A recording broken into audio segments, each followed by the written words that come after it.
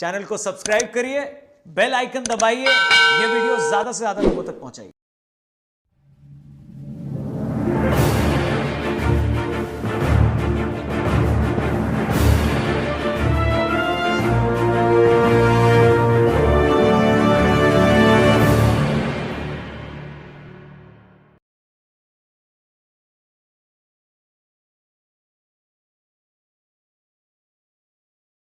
स्मत्करुणा सागर भगवान की जय। महान तपस्वी रघुराम महाराज की जय।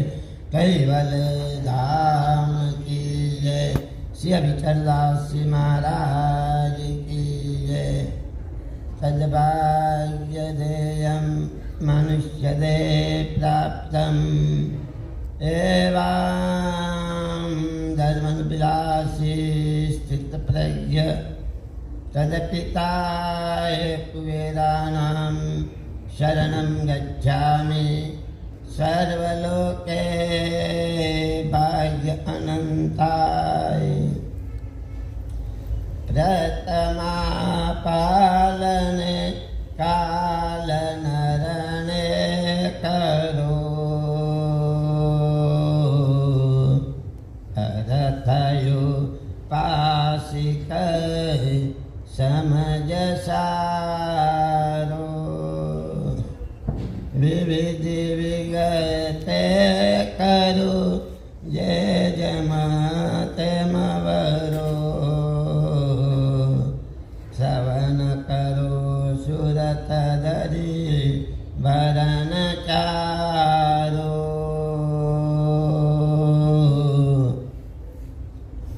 परमानंद कंद परम कृपाळु अनंत विभूषित विश्वनाथ तारणहार सकलता सत्कैवलना परम विशेष अनंत विभूतिवान महाद सजान जान स्वरूप सर्वज्ञ दयाल भगवान करुणा सागर स्वरचित हंसतालिवा ग्रंथ विषय कहते कि प्रथमा पालने काल नरने करु अरथ उपासिक समझ सारू।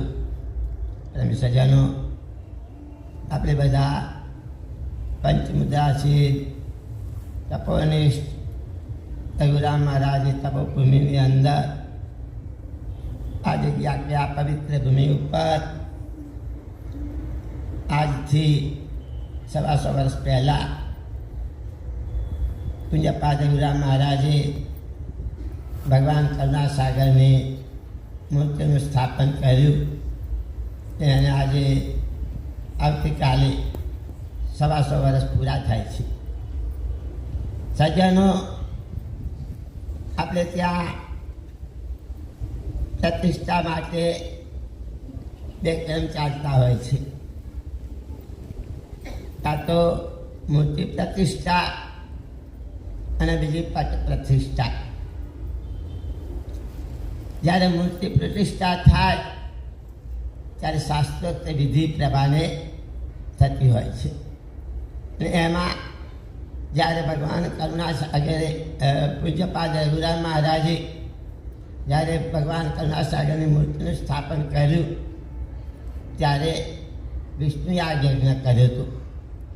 ત્યાર પછી 125 વર્ષ પછી આપણે શતાબ્દી મહોત્સવ ઉજવ્યો અને ઉપર કુબેર સ્વામીનું જે બાળ સ્વરૂપ જે પ્રાગટ્ય જે હતું એની જે પ્રતિષ્ઠા કરી તે વખતે પણ વિષ્ણુ યાગ કર્યો હતો. એટલું જ નહીં, ગુરુગાદી શાસ્ત્રાપુરીમાં મહર્ષિ પૂજ્યપાદ નરેશ સાગર બાપજીએ પણ જ્યારે મંદિરની સ્થાપના કરી અને એમાં ભગવાનની જે મૂર્તિ બેસાડી તે વખતે પણ વિષ્ણુ યાગ કર્યો હતો. એટલે જ્યાં મૂર્તિનું સ્થાપન થાય ત્યાં શાસ્ત્રોક્ત વિધિ થતું હોય છે.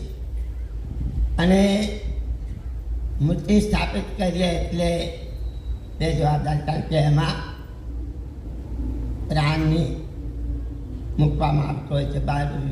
વૈદિક વિધિ પ્રમાણે એ વિધિ આવે અને એમાં જે કંઈ ભૂદેવો હોય એ હોય સમ સમ સોમ કે અંદર જે પ્રણવ કે શ્વાસની વાત કરતા હોય છે. એટલે જ્યાં મૂર્તિનું સ્થાપન અત્યારે થાય અને હાર બેની આવશ્યકતા હોવી જોઈએ, જરૂર છે. જ્યારે પટ પ્રતિષ્ઠા હોય એમાં કદાચ તમે થાળ ન ધરાવો તો ચાલે, ફુલાર ન હોય તો પણ ચાલે, પુષ્પ અમે કીધું હતું. આ રીતે અનાદિકાળથી આ રીતે આપણે ત્યાં મંદિરોની પ્રથા ચાલે છે. ભારતીય સંસ્કૃતિની અંદર અનાદિકાળથી ધર્મની પરંપરા ચાલી આવે છે. પણ પહેલાં જ્યારે આપણા ઋષિમુનિઓ વખત આવા જે દેવાલયો કે મંદિર બહુ જ ઓછા જોવા મળતા. ઘણી વખત આપણે જોઈએ તો ગામડાની અંદર કદાચ જૂનું શિવાલય હોય કે રામજી મંદિર હોય, પણ બહુ જ ઓછા પ્રમાણમાં. કારણ કે જ્યારે વૈદિક સંસ્કૃતિ હતી ત્યારે એક ઈશ્વરવાદની વાત આવતી હતી કે જ્યારે આ જગત કે વિશ્વનો જે માલિક છે એને આકાર કે સ્વરૂપ રૂપે દર્શવામાં ન આવતું. પણ ભગવાને 184 બનાવી અને એમાંય માનવ જાત શ્રેષ્ઠ કે સર્વોપરી છે. એનું કારણ છે કે આ શરીર અહીંયા પેદા થતું હોય છે, જેને માતાના રજબુંદથી ગાંઠ તૈયાર થતો હોય છે. પણ એની અંદર આવેલો જે ચૈતન્ય છે એ શરીર કે ગાંઠ તૈયાર થયા પછી આવતો હોય છે. અને આ શરીર કે ગાંઠ ધારણ કરવાનું જો મુખ્ય કારણ હોય તો એને અનંત જન્મોથી આ કાદવ કિચડમાં ખેડાયેલું છે. કેમ? ત્યારે નિજધામથી આવ્યા પછી જે સંપત્તિ લઈને આવ્યો તો એ અહીંના વૈભવમાં આનંદ માનવાની અંદર વસૂલ કરી નાખી.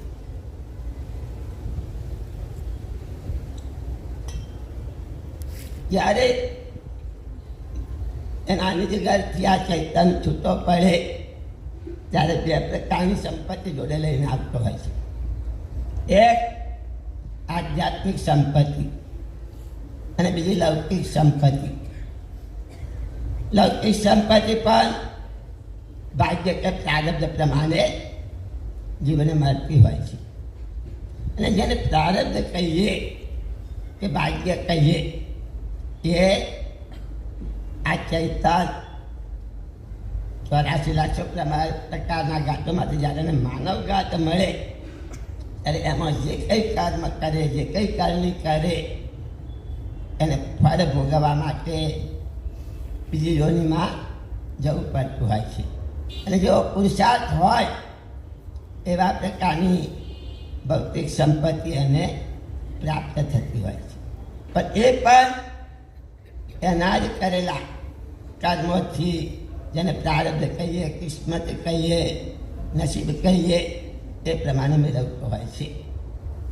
અને એટલા માટે આપણા ધર્મ સાહિત્યમાં લખ્યું છે કે કર્મ વસાત આવે મળે, સુતવિત ધારા લે. આ બધું ભાગ્ય પ્રમાણે પ્રાપ્ત થતું હોય છે. પ્રારબ્ધ પૂરું થઈ જાય, ઘણી સંપત્તિ હોય, જે પાસે ઘણી મિલકત હોય, બધું પડી મૂકીને જતો રહે છે. જોડે કશું લઈ જતો નથી. ત્યારે જોડે ક્યાં જાય એ એના કર્મ પ્રમાણે નક્કી થતું હોય છે. શરીર છોડીને બધા જવાના, આપણે કાયમ રહેવાના નથી.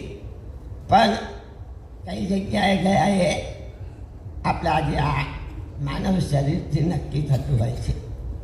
જેવી રીતે સ્કૂલમાં બાળકો ભણે, વિદ્યાર્થીઓ ભણે, ડૉક્ટર કોણ બને, એન્જિનિયરિંગ કોણ બને, ત્યાં તો દેશનો વડો કોણ બને, એ એના મહેનત પુરુષાર્થ પ્રમાણે, એના કર્મ પ્રમાણે નક્કી થતું હોય છે. એવી જ રીતે આ ચૈતન્ય આધ્યાત્મિક સંપત્તિ જે લઈને આવ્યો છે એમાં ફેર તો બધા પાસે સરખી છે, પણ તફાવત કેમ પડે? તો કે છે જેવું સાધન, જેવા પ્રકારનો ઘાટ, જેવા પ્રકારની એની કરણી, એ પ્રમાણે એમાં ભિન્નતા જોવા મળી. જ્યારે ભૌતિક સંપત્તિ કોઈની પાસે વધારે હોય, કોઈની પાસે ઓછી હોય, એ વાપરતો ખૂટી જાય. પણ આધ્યાત્મિક સંપત્તિ કે જેના દ્વારા આ જીવને જે 84 ખાનામાં પૂરાયો છે એનાથી બહાર નીકળવા માટે લઈને આવેલું છે. અને એવી જે ખર્ચ સંપત્તિ છે, અક્કલ, આરત, સુરતા, નૂરતા, ઉપજન, અને જેના દ્વારા આ શરીર કે ગાત ચાલે છે એ ચૈતન્યાંશ. પણ આગળ કહ્યું કે ચૈતન્ય ઘાટમાં પ્રવેશ કરે એની સાથે પ્રાણ આવે, શ્વાસ. અને જે આ શ્વાસ છે, પ્રણવ છે, એ જીવન છે. ઘાટની અંદર ચૈતન્ય જેટલા શ્વાસ ચાલે, લખીને લઈને આવ્યો હોય ત્યાં સુધી રહે.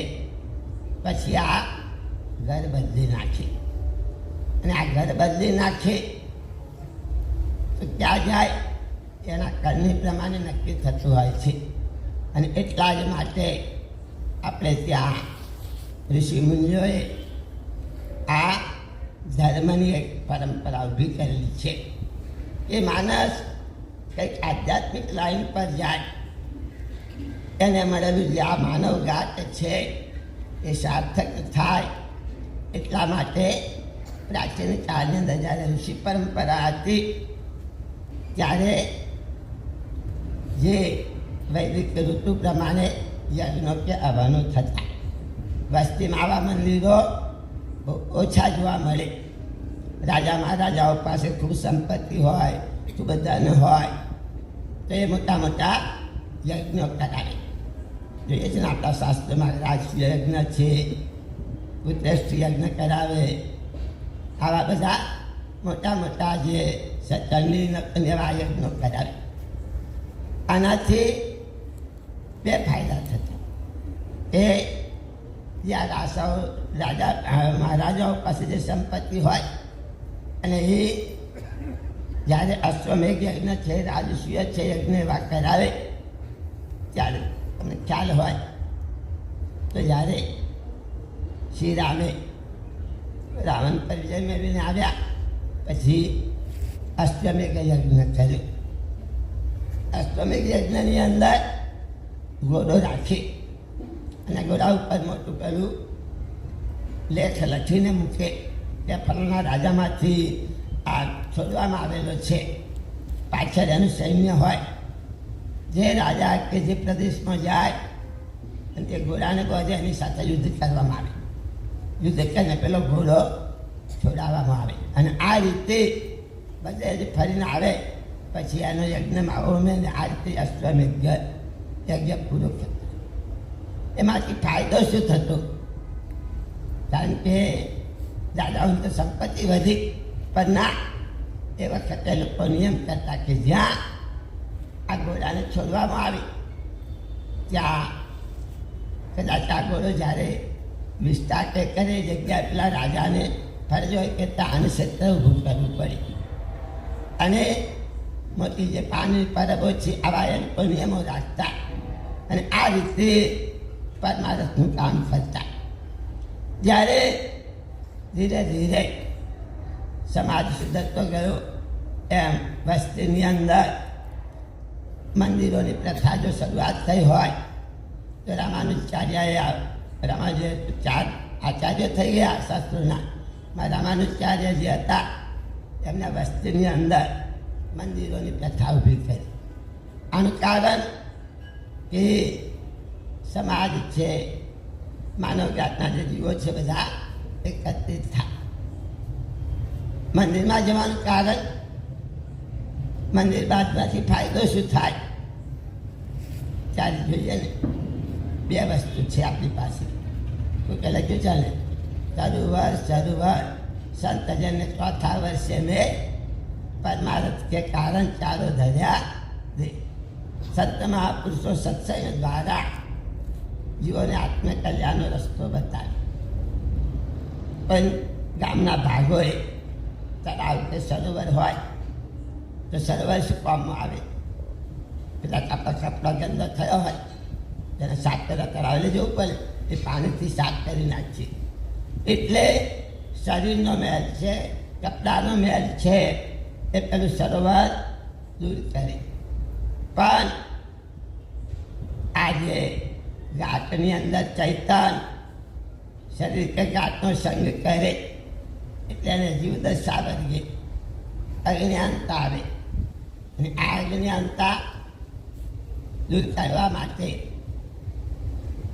એને એની અંદર રહેલી જે ઘાટની સાથે ઇન્દ્રિયો છે, મન છે, અંતસ્કરણ છે, જેવા વિચારો કરે, જેવા પ્રકારના સંકલ્પો કરે અને જે કંઈ સારા કે ખરાબ કર્મ કરતો હોય તેને ખરાબ કર્મોથી છૂટવા માટે, અંદરથી આ બધું કાઢવા માટે શરીરનો જે કચરો જેવી રીતે આ એને નાવાથી કે ધોવાથી જાય એમ મન અંતસ્કરણ પવિત્ર કાર્ય બને કે આવી ચૈતન્યદર્શી ઉપાસના કરવામાં આવે. અને ચૈતન્યદર્શી ઉપાસના કેમ કહેવામાં આવે? આમ તો જાય છે મૂર્તિ તો આપણે મૂકીએ છીએ ને, પણ ના. કેમ? એ ભગવાન કરુણાસાગર જે મૂર્તિ છે કે એમનું ચૈતન્યદર્શી જ્ઞાન છે. અને આ ચૈતન્યદર્શી જ્ઞાન પ્રાપ્ત કરવા માટે સીધે સીધું તો ત્યાં દરગાહમાં પહોંચાય એમ નથી. એના માટે આપણા જે ઋષિ મુનિઓએ માનવ શરીરને 4 વિભાગમાં વહેંચી દીધું: બ્રહ્મચર્ય આશ્રમ, ગ્રસ્તાશ્રમ, વાનપ્રસ્થ અને સંન્યાસાશ્રમ. જ્યારે બ્રહ્મચર્ય આશ્રમ તો વિદ્યાભ્યાસને ઋષિઓને ત્યાં એનું જીવન ધોરણ બંધાતું હોય છે. ત્યાર પછી ગ્રસ્તાશ્રમમાં જોડાઈએ. બધી જવાબદારીઓ આવે, કમાવાની, પરિવારની, સમાજની, બધાની એ બોજો લેવાની, એના પર સત્તાએ આવે, ભાર આવે.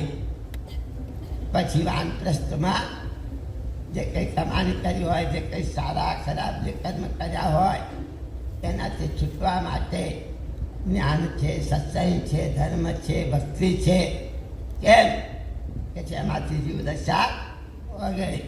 અને એના માટે વાનપ્રસ્થમાં એટલે ધર્મનું ચિંતન કરવું, ગ્રંથો વાંચવા, કંઈક ઉપાસના કરવી.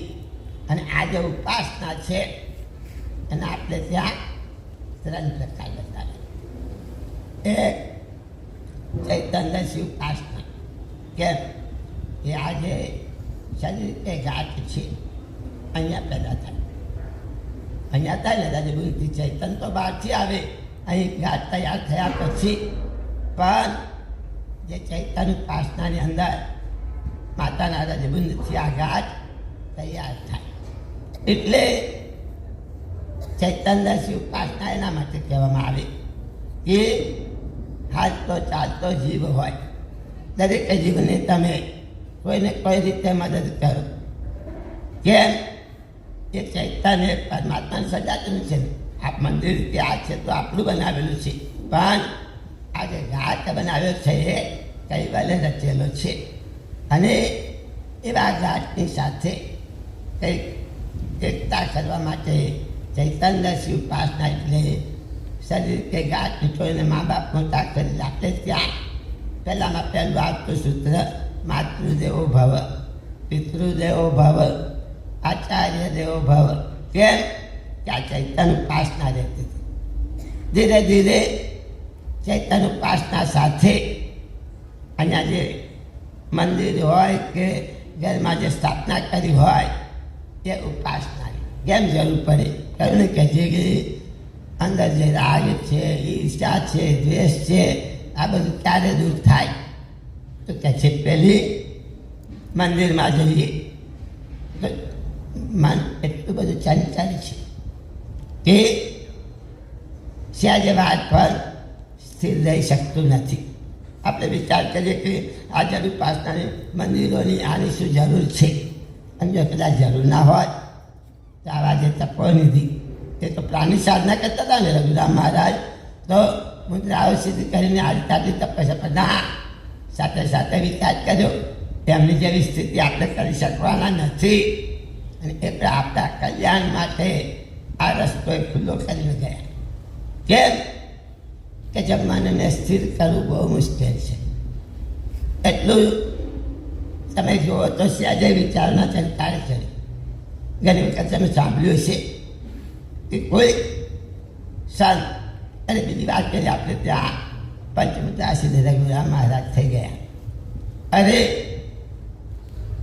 અહીંયા નજીકમાંથી એમને કોઈએ આ સામે છે ને એમની જે સમાધિ આપણે બહુ તોફાની, એને કોઈના પર સવાર ન થવા દે, પણ એવા તપોનિધિ રઘુરામ મહારાજનો સ્પર્શ થતાની સાથે એકદમ શાંતદાયી બની ગઈ. એટલું જ નહીં, મેં આગળ કહ્યું ને, માનવઘાત દ્વારા જીવ ભક્તિ છે, સત્સંગ છે, આ બધું કરી શકે. પ્રાણીઓમાં આ શક્યતા જ નથી. કોઈ એ ધ્યાન, ભજન, કથા, સત્સંગ કે આવું આધ્યાત્મિક જ્ઞાન મેળવી શકતા નથી. કેમ કે કર્મભૂમિ છે. પણ જો આવા તપસ્વી જેવા પંચમુદ્રાસિદ્ધ રઘુરામ મહારાજ જેવા એવા દયાળુની કૃપા થવાથી એ માગેલો જીવ પર કૈવલ્ય મોક્ષ પ્રાપ્ત કરે. જો કદાચ આપણે જો સજેશન કરજો એ બાજુનું કલ્યાણ થયું, અને જો બાપજીના વચનો છે, રઘુરામ બાપજી પર જો પૂરી આપણી શ્રદ્ધા હોય તો જરૂર આપણું પણ કલ્યાણ થઈ જાય આ રીતે. એટલે જે આ સંત પાસે આવી ગોળી જ્યાં સત્સંગ કરવા જાય તો જોડે લઈને સવાલ કરીને જાય. ત્યારે ગામડાઓની અંદર જોઈએ ને એના જિજ્ઞાસુ ભગતો હોય ભેગા થાય અને કથા સાંભળી. ત્યારે કોઈ ગામમાં મારા જોડે આ શિષ્ય ભેગો થઈ ગયો, એને કથામાં અને સત્સંગમાં રસ લાગ્યો, એટલે મહારાજને જોડે જોડે આવ્યો એ કહ્યું. અને જ્યારે મહારાજ કથા કરવા આવે ગામમાં, એટલે પેલી ઘોડીને નવડાવે ને ખવડાવે ને ચરવા લઈ જાય ને આ બધું કરે. એના મનમાં લાલચ થઈ કે મહારાજ એમને તો બીજા ઘણા બધા આપી દે ઘોડી, કહે છે મને આ ઘોડી આપી દે. તો મહારાજે કહ્યું કે છે, વિનંતી કરી કે બાપુ કહે છે આ ઘોડી આપી દો. મને કહે છે કે ભાઈ આ તો વેચાય એમ નહીં, દાનમાં મળેલું છે. તો કહે છે શું કહ્યું? કહે છે જો કદાચ નહીં આપો તો પેલાનું મન દુભાશે, પૈસાથી તો કંઈ નહીં. તો કહે છે કેવી રીતે આપો? કહે છે મારે મને તો બહુ ગમી ગઈ છે, મારે જોઈએ છે. કહે છે આ ગોળી એક કામ કર, મારે આગલે દિવસ અહીંથી 5 કિલોમીટર દૂર ઓગરામાં સત્સંગમાં જવાનું છે. તું ગોળી લઈને આય, તારે દોરીને જવાનું, તું જેટલું ચાલે છે એટલું ચલાય. પણ રસ્તામાં જતો જતો પૈસો મારે તારે કાંઈ નહીં જોઈતો. હું અમે પકડું તો આથી સહેજ પણ એકડા વગર કઈવાલ બોલતા જવાનું. જો સહેજ બંધ થઈ ગયો તો ગોળી તને નહીં આપ. બધા વગર તો આખરે જ વગર પૈસાએ ભગવાનનું નામ લેવાય અને આ ગોળી મફતમાં મળી જાય. થોડીક આગળ મનમાં મેં કહ્યું ના કહ્યું અવચનનું દેખાતું નહીં, જોવાતું નથી, પકડાતું નથી, પણ એવા વિચારો ચડાવે કે મહારાજ જો વાત કરવાની થઈ ગઈ. કઈ વાર બોલતા બોલતા પેલો વિચાર આવ્યો એટલે પેલું નામ સ્મરણ તૂટી જવાય. એટલે મહારાજે ગોળી આપવાની કહી, પણ જોડે પેલું મારામાં લગમ વગર ગોળી તો ચાલે નહીં, લગમ આપશે કે નહીં એવા વિચાર આવ્યા. એમાં પેલું નામ સાંભળ્યું એટલે એમ કરતા એટલે મારે તો બોલે શું તમે કહે બોલવાનું ક્યાંથી ચૂકી ગયો? નાના બાપુ બોલશે કે એક ભૂલ તો ભગવાને માફ કરે કે આ વખત ભૂલ માફ કરી દો કે છે. આ તો મનમાં એવો વિચાર આવી ગયો એટલે ગોળી જોડે પેલી લગામ આપશો કે નહીં. થોડીક આગળ જો ફરી પાછું કરી થોડેક ગયો, ફરી પાછો વિચાર આવ્યો, ફરી ગયો એટલે લગામ તો આપે, પણ ઉપર બેસવા માટે પણ પટ્ટા બાજુ જોઈએ ને એ આપશે કે નહીં એમાં કહી ગયો. એટલે મહારાજ કે ભાઈ આ બીજી વખત સત્ય ભૂલ કરી.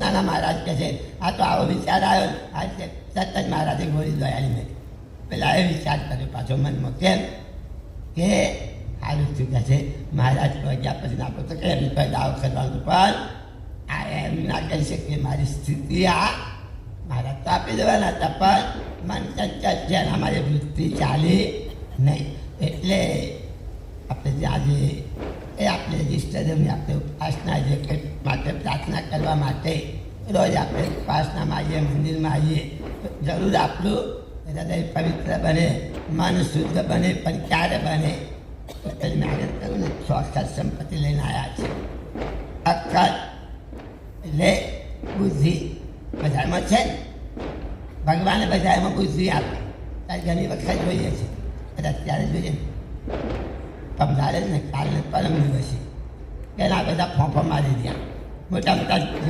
જગતગુરુ બની બેઠેલા છે ને આચાર્ય મોટા મોટા જગ્યા છે વિરુદ્ધમાં પડ્યા છે કે કોમ છે ને શાસ્ત્રો છે અને આપણે જો ફરતી આવ્યો ને હિન્દુ સમાજની તો આ જે પ્રાચીન કાળમાં જે કર્મવાદ હતો અને એના કારણે જ ફરતી આવેલી આપણા મોટા મોટા જે કરી દેવાલયો હતા મંદિરો તો જ્યારે મોગલો ભારત પર ચડાઈ કરીને આવ્યા પછી કેટલા મંદિરો ઉપર મસ્જિદો ખેંચી બોલી એ વખતે એ લોકોનું શાસન ગયું પછી આપણા હિન્દુ મંદિરો આવી જાય પાછા પણ ના કે છે આ તો યવાનું નામ તો ન ભરેલું ગણાય નામ ગણાય એના હાથમાં ગયું એટલે સ્વીકારવા તૈયાર ના થયા અને પછી એ લોકો ચડી બેઠા એટલે ધીરે ધીરે પછી બધા એમાં બધા મોટા બધા ચાલ્યા કર્યા આજે પણ એવા વિરોધ આવે કે અમુક વ્યક્તિ આનાથી જ કરી શકે આમ જ કરી શકે અરે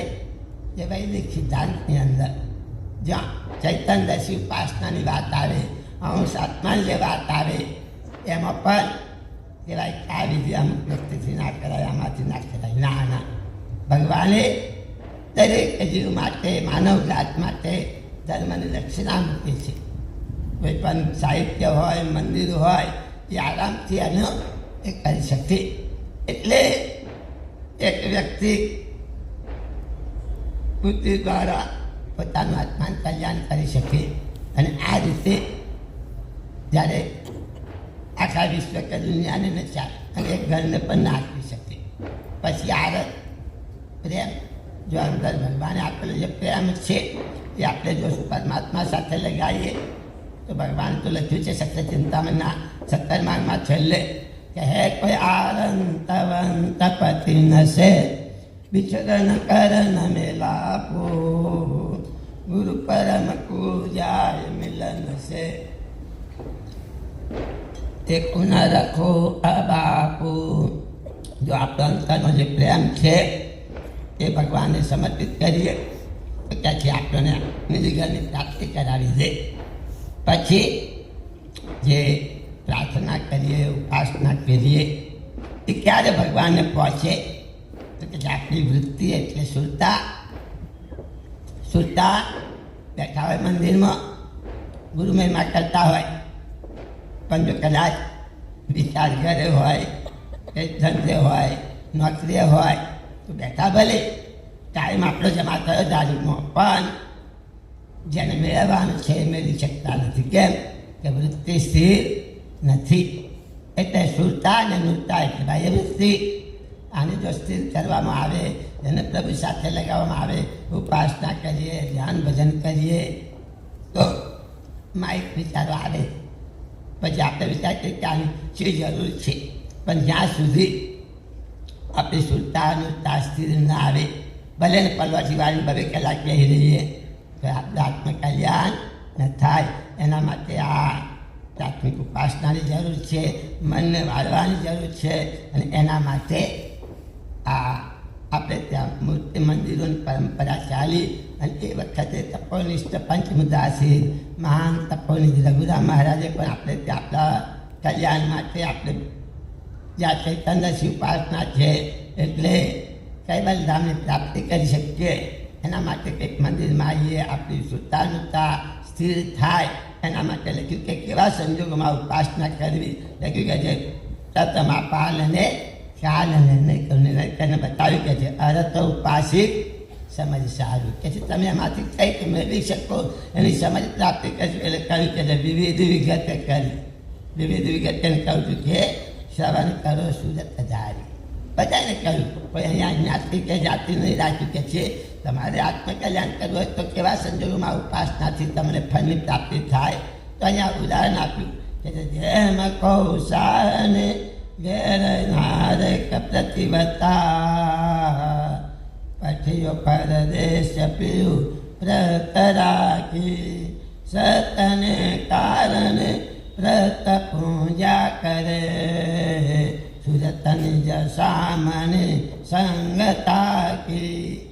કોઈ વાન્યાને ઘેર કદાચ પરદેશ જવાનું થયું તો એની પત્નીને એનું ચિત્ર કે ફોટો આપ્યો. ત્યારે આપણે ત્યાં મેં કહ્યું કે ચૈતન્ય ઉપાસની અંદર બાબે તો લખ્યું છે કે ઉપાસના સોય માતા પિતા સુત શિષ્ય કી ગુરુ સંતન કી प्रतिवता युक्ति सेवन की प्रीत सहित तन मन की. अच्छा, जो प्रीत सहित जो उपासना કરવામાં આવે, જો પ્રતિવત્તા ધર્મ બહેનો માટે પતિ એ જ પરમેશ્વર, તો ઘણું મોટી એમાંથી પ્રાપ્તિ થાય. બધા વ્રતોથી જે ફળ ના મળે એનાથી ઉત્તમ આ વ્રત પ્રાપ્ત કરી શકાય. આપણા સમજ સતીમાન થયા પ્રતિવ્રત દેવોને પણ પોતાની ગોદમાં લઈ લીધા હતા. એટલે પેલા વાણિયાની પત્નીને પેલો ફોટો કે પ્રતિમા આપી. જ્યાં જાય પેલો તો પરદેશ છે, પણ ત્યાંની જે વૃત્તિ છે, શુદ્ધતા છે, એના પેલા ફોટા કે ચિત્ર પર રાખે છે, એમની સાથે હેલોચેલ કરે અને આ રીતે એની સાથે કરીને એનો પ્રતિબદ્ધતા ધર્મ નિભાવે છે. પણ કારણ વસાત એને પૂરી તને પાછો આ પરદેશથી પાછો જો આવે આ પાણીઓ કે છે, પછી પેલા ફોટાને પૂજે નાખે, પછી પેલો ચૈતન પુરુષ એનો મળી ગયો, વાસ્તવિક ધની હતો, એની સાથે એની એકતા થઈ ગઈ. પછી પેલા ફોટાને પૂરતી નથી. એ જ રીતે આપણી વૃત્તિ છે એ છે, જો ભગવાન સાથે જો બરાબર પરોવેલી હોય એ હોય ને આ ચૈતન, એમાંથી જ્યારે એની સાથે એકતા થાય પછી આપણું આત્માનું કલ્યાણ થઈ જાય. એ જીવને ફરી 84માં ભવબંધનમાં કે જન્મ મરણમાં આવું ન પડે. શ્રીમદ કરુણા સાગર ભગવાન કી જય. कैवल करता की कृष्ण स्वामी महाराज की, श्रीमंत करुणा सागर भगवान के, नरवेद सागर महाराज के, महान तपस्वी रघुराम महाराज के, परमहंस सुखानंद महाराज के, विष्णुदास जी महाराज के, शांतिदास जी महाराज के, शीतलदास जी महाराज के, विचलदास जी महाराज के, सर्जदास जी महाराज के, कृपालदास जी महाराज के, हरिप्रियदास जी महाराज के, सर्वे संतान के, सर्वे देवन के, ज्ञान संप्रदाय के, कायम पंथ के, भाल तिलक के, पंचम ससवेद के, गुरुगादि सारसापुरी के, कैवल धाम के, कथा सत्संग समाप्ति का जय जय सत कैवल साहे.